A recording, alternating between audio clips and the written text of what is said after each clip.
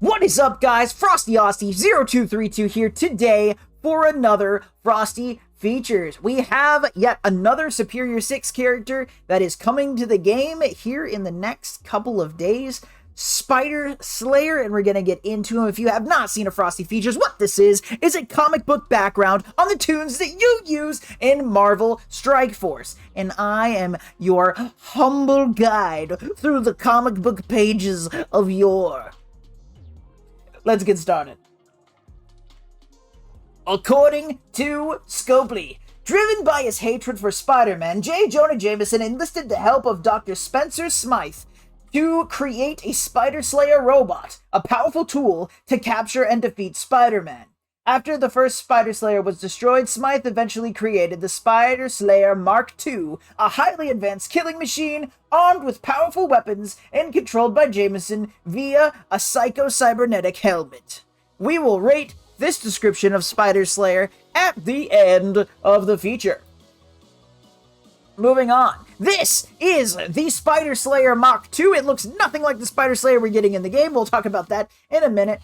I won't say nothing, but very little, right? Very little like it.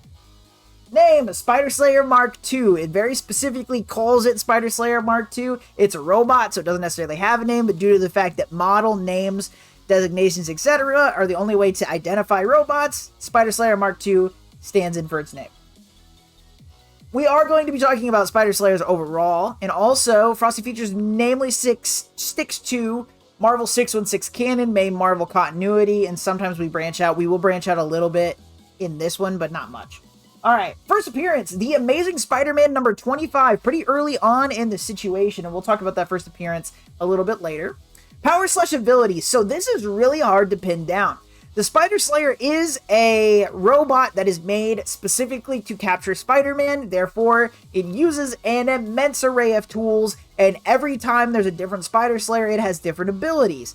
So, typically what you can find on all of them, you have various tools, nets, electrified weapons, electro nets, clamps, hands, super strength, super speed, super reflexes, and also a lot of the Spider-Slayers, I think all of them, but I could be wrong. Let me know in the comments if I'm wrong about this, but the scary thing about the Spider-Slayers for Spider-Man is the robots, or at least some of them, don't set off his spider sense, very similar to him fighting Venom or a symbiote. And many capture devices on top of the tools and things like that. Every single version comes with something different. They range from humanoid to different insects, mostly other spiders. So, and then also, the Spider-Slayer also turns into, in canon, in story, along the lines of actually just developing new models of Spider-Slayer and things like that. You also have Alistair Smythe mutating himself and becoming the Spider-Slayer as like a creature, as like, an adapted human kind of thing. So, the Spider-Slayer ranges a very large array of things, which also leads to his aliases. So not only do we have various models, because we go all the way up, I believe, to 8, off the top of my head, as Mark 8 for the different versions of Spider-Slayer. I could be wrong with that as well. There's a whole bunch of different versions of them. They might just not be called Mark. There's also this fun thing where if the Spider-Slayers are, and this happens a lot, if the Spider-Slayers are repurposed to attack someone or something else, they get a name change. So we do have a situation where it is renamed for the She-Hulk Slayer, and then we'll be talking about the Goblin King a little bit later in the feature. During this arc of the Goblin King, we find a bunch of Spider-Slayers are reprogrammed to become Goblin Slayers, and etc. This happens quite often, and there's a lot of robots that are very similar to Spider-Slayers that are used for different purposes. So it's kind of hard to actually pin it down. Ultimately, there's a lot of different things people call them, but at the end of the day, they're just Spider-Slayers in different makeup. Affiliations. So these are tools to be used. They're not sentient in any way.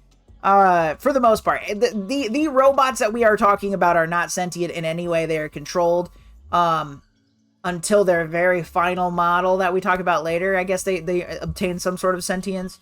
But they are tools, so due to the fact that they are tools, they are used by a lot of people for a lot of different things, and they can just be so ultimately unaffiliated, but also ultimately affiliated with anything, right?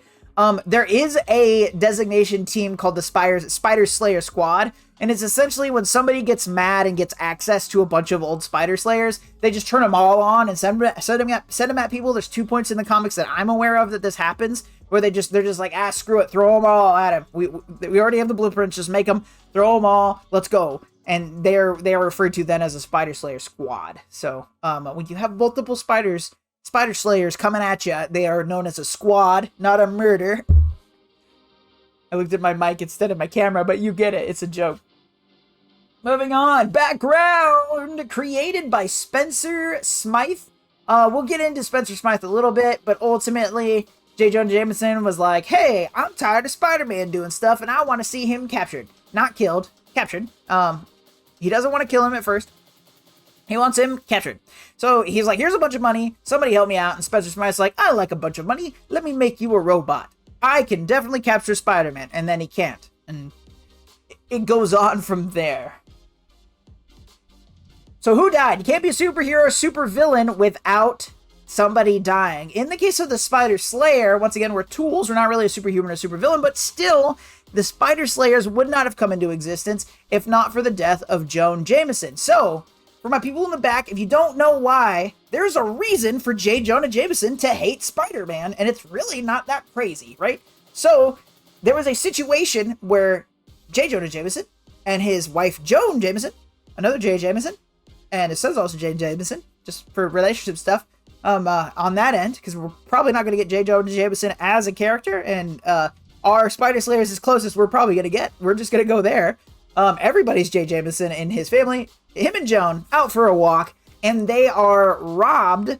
They're in the process of being robbed by a masked criminal, and the masked criminal shoots and kills Jonah Jameson, which makes J. Jonah Jameson have a horrible, horrible aversion to anyone wearing a mask. So, he has an inherent distrust for anybody wearing a mask, and because Spider-Man is such a prevalent figure in a mask that is specifically helping New York out, whatever, he fixates on Spider-Man because he sees him so often, right? But he has an intense mistrust of him, and he's always thinking he's doing something evil.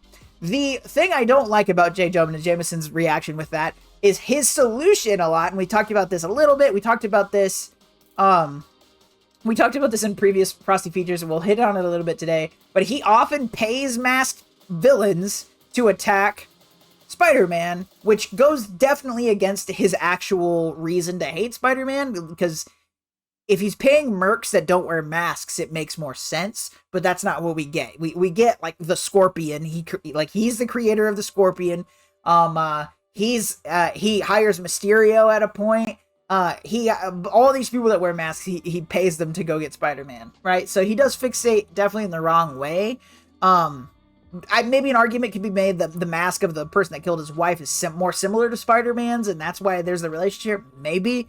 But still, kind of against character. But at the end of the day, the Spider-Slayers are commissioned by J. Jonah Jameson. Without Jonah Jameson dying, there would be no Spider-Slayers. There you have it.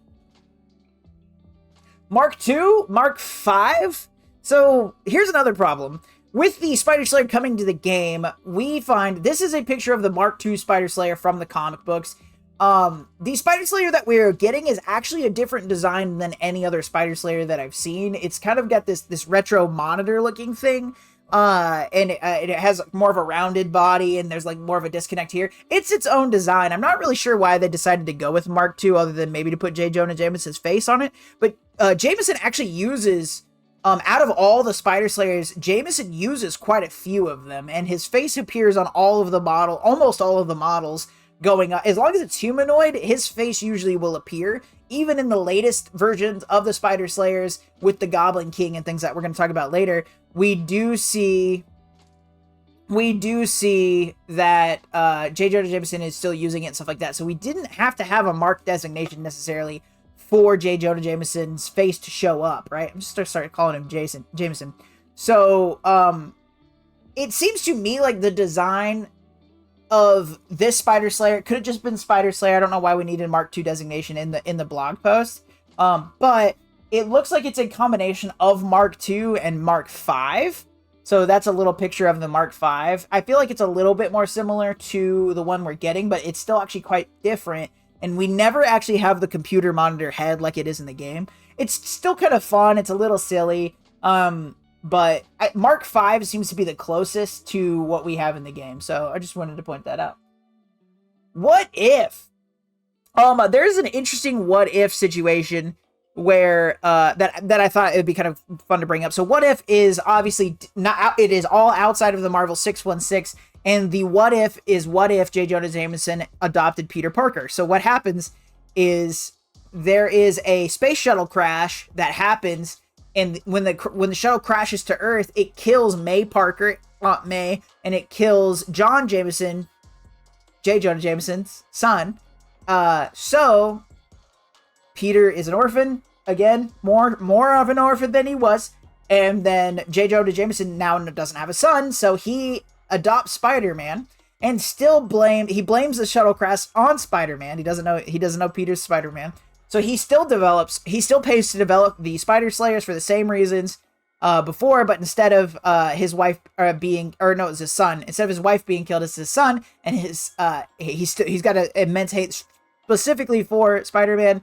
So the Spider-Slayer kind of comes up, and he also pays for the Scorpion to be made still, but instead of it being Matt Gargan, it is Flash Thompson.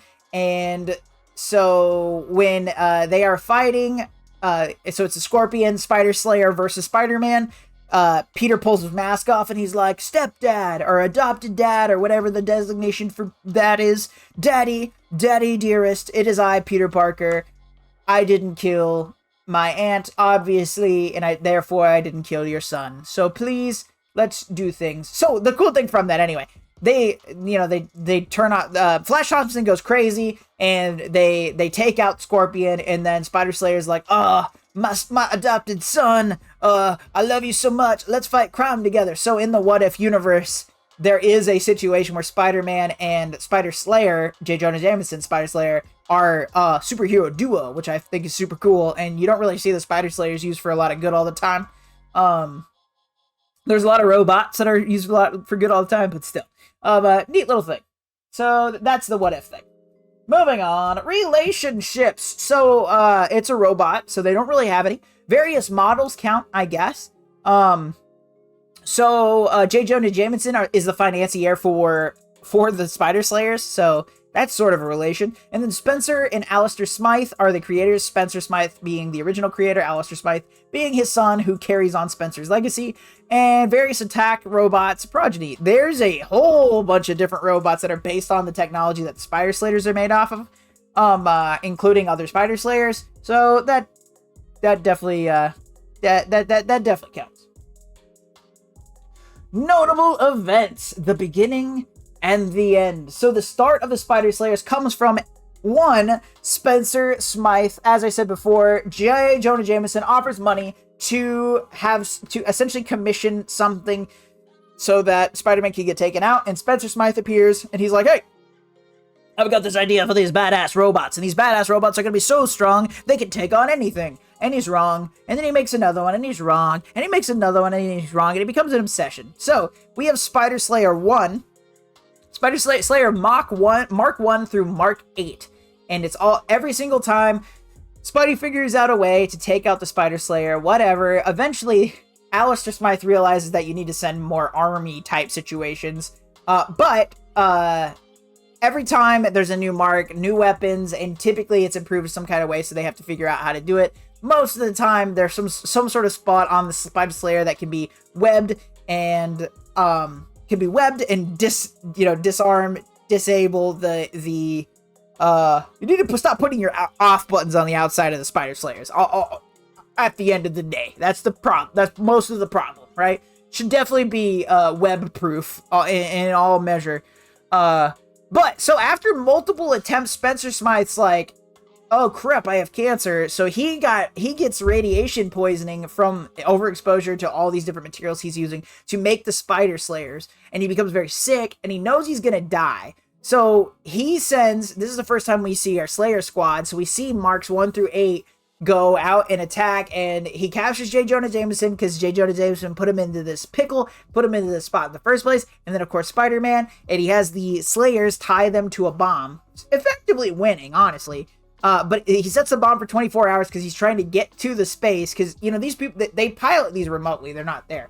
So sets it for 24 hours so he has time to get to the space, the area, because he wants to watch Jameson and Spider-Man die, but due to his very, very sick nature, he dies before the bomb explodes, and after he dies, coincidentally, you know, tying superheroes to bombs historically doesn't work. It's not a method to go to pursue. So obviously Spider-Man gets out of that, saves Jameson, and they swing out of there, and Spencer is dead. Spencer is dead, and Alistair is like, man, I don't like how all of that went down. I'm going to come back, or I'm going to step up. Oh, sorry, I said 8. It was 7 before. So Alistair creates Mark 8, and he gets this vengeful attitude towards Spider-Man due to Spencer's death. And this is how you see, especially if you those of you who like the Spider-Man animated series, you see Alistair Smythe working with Kingpin quite a bit. This is the main motivation. Also, there is a battle. Alistair liked to try to use Spider-Slayers as mech suits, and he gets paralyzed in this way, which is another reason why he hates Spider-Man. So he inherits his hatred for Spider-Man from his father, doubles it up, and takes Spider-Slayers to a whole new crazy level, which is what we're going to talk about in Superior Jameson in 2099. So, I really like Superior Spider-Man. If you watch Frosty Features, you probably could figure that out. What that is Peter Parker, but with the mind of Doc Ock. In this situation, we have the rise of the Goblin King, and J. Jonah Jameson becomes the mayor of New York City. So, even though he's the mayor, that does not change his feelings towards Spider-Man. So, one of the things he wants to do is get all of the Spider-Slayers and send them out to capture Spider-Man. Now he's got, as he becomes mayor, he becomes a lot more cold-blooded. So now the objective is to kill, and not to capture, but to kill. But the Spider-Slayers at the end of the day are pretty ineffective, and the Goblin King rises, which becomes more of a concern to the public. So J. Jonah Jameson comes out and publicly declares that the Spider-Slayers are now Goblin Slayers, and they are going to be used in the front of the battlefield with the Goblin Underground. So Peter Otto, we'll go with Otto is working with. There's a situation where MJ is like, yeah, those were Spider-Slayers, you probably shouldn't work with them, and Otto's like, well, it's going to be more efficient for me to take everything down. I'm gonna stick with it. We're gonna work with the Spider-Slayer, the Goblin Slayers. It's gonna be fine. So they track down the Goblin Underground to a robbery and kind of hop on Spider-Man with Goblin Slayers and try to take out the situation. And after they get the situation under control, guess what happens? J. Jonah Jameson's like, yeah. Thanks for using that. I still hate you, so Spider-Slayers attack.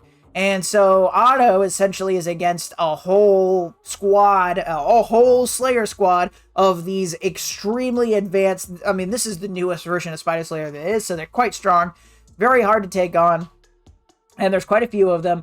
So he's struggling pretty hardcore, and then out of nowhere, Spider-Man 2099, Miguel O'Hara pops up, and he's like, hey, I'm gonna help you, and he destroys. They disable all of, once again, web shooters, right? They disable all of the robots. And 2099's like, you look like Peter and you smell like Peter, but you don't act like Peter. What's your freaking deal, bro? And is like, oh, I'm actually Otto in Peter's body, but did I see movement? And at that point, you see the Goblin's face, the Goblin King, which is Green Goblin. It's Norman Osborn. He got a facial reconstructive surgery, and he became an underground, essentially Kingpin. He becomes Kingpin, but he runs everybody as goblins. It's the thing. So the Goblin King takes over the robots and is like, hey, y'all are screwed because I had an override switch on them being disabled by you. So welcome. He is the one that covered up the off button, right? He's the one that covered up the off button. He's like, here we go. You're screwed. And so all of them wake up and they quickly grab and disable the Spider-Mans in a situation. They are still able to They are still able to break free and escape, but pretty much taking the L and retreating, right? So they do get back in this fighting situation, take the L and retreat. And so in trying to go back after, Miguel goes back to his own things after realizing what happened, and Superior Spider-Man runs into a situation where he is having trouble. He keeps having these glitches, right? Not glitches like across the Spider-Verse or something like that, but he's having these mental problems where he sort of has moments of blacking out or whatever, and he finds out that the spirit of Peter Parker is still in Peter's body-mind situation, which at first he tries to suppress, but then there's a situation where the Goblin King kind of pops up, and he kidnaps a child named Anna Marie, and he realizes that if he doesn't act fast enough, that he can't win, right? And he realizes why he's not Superior Spider-Man. It's because Superior Spider-Man Otto, not only is he really cold, but he has to plan everything out, smallest detail, right? So he can't react fast, which is why Peter is always beating him. So he goes back to his base and uses a Neuralink to essentially sacrifice himself and bring Peter back so that Peter can go save this little girl. And also just giving up that he's not the Superior Spider-Man. He's just another Spider-Man. Essentially, he just took over his body. So this is how you get Peter Parker back, and then Peter shows up and he's able to save Anna Marie, and he's able to take out Spider-Slayers and end the Goblin King's reign of terror. It's pretty sick. Moving on. Power level. In Marvel Strike Force, we don't care about power level, but here on Frosty Features, we do. Now, the way this works is if you are a multiversal threat, it means you are a threat to all of reality. When I say all of reality, I mean not just your reality, but all of the multiverse together. Universal means you are a threat maybe to your reality, can hop over to another one and take that one out at whim. Cosmic means on the small end, you are dangerous on a planetary scale. You can level things like small planets, and with enough time and effort, you can take out something like a solar system or a small galaxy. Nuclear means you have power equal to that of a nuclear bomb, which means you can level things like small cities up to a planetary body with enough effort. Super Soldier means that you are beyond all human capabilities. You are at the top end of humans plus, right? We can't achieve this level. You are able to do things like take out brick walls up to leveling a city block, depending on the situation. City means that you are a human being, but you are trained to the absolute peak of ability. We see a lot of our secret agents, our mercenaries, and things like that in Marvel at this level. Greg is the undead Asgardian that is spawned by Hela in Marvel Strike Force, and without the revives and all the help, Greg's not really worth anything, right? So, due to undead Asgardian physiology, just because I like how everybody reacts to it, I equate Greg to being that of a regular human being. That way, in the event that I'm walking down the street with a large box full of plastic light bulbs, maybe for Christmas coming up, who knows? I run into Greg, and Greg just knocks all my light bulbs out of my box. I theoretically could fight Greg and win, right? So, Greg equal to that of a regular human being like Frosty is here.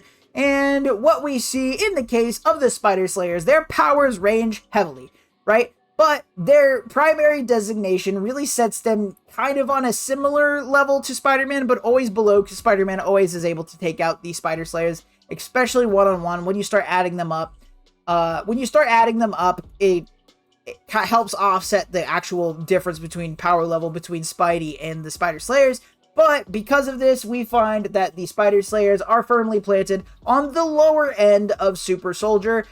Probably even lower than because they're always going to have that extra strength. They're going to be stronger and faster than humans, but their reflexes are much slower compared. Ultimately, our base for Super Soldier is going to be Captain America. Captain America could theoretically take out a Spider-Slayer, right? So they're right there on that baseline. Pretty much exclusively, it's kind of that baseline superhuman plus some weapons, and then they kind of go up a little bit and down, depending on the various models. And with that, according to Scopely, honestly, it's a very short description, and I don't really care for the short descriptions, but it's accurate, and it's pretty solid. So they did. I think that is a fantastic. It's good. It could be longer, but nothing's really wrong. The only thing I question is the Mark II thing, and that's not really the blog post. That's not the blog post's fault. I assume that's actually a title situation. But maybe not. Who knows? Maybe it was a blog post. But I think they did it. It's a good little one. It's a good little description, and it worked. So that is Frosty features Spider-Slayer. I hope that you all had a good time. Let me know your favorite Spider-Slayer moments in the comments, and let me know if I got anything wrong. I would love to hear from you. Be sure to like, share, and subscribe here on YouTube. It doesn't cost you anything but a couple of clicks, and it helps me out a whole bunch. As a reminder, every Sunday at 8 a.m. Central Standard Time, I stream at this link above my head, and we do Frosty features live.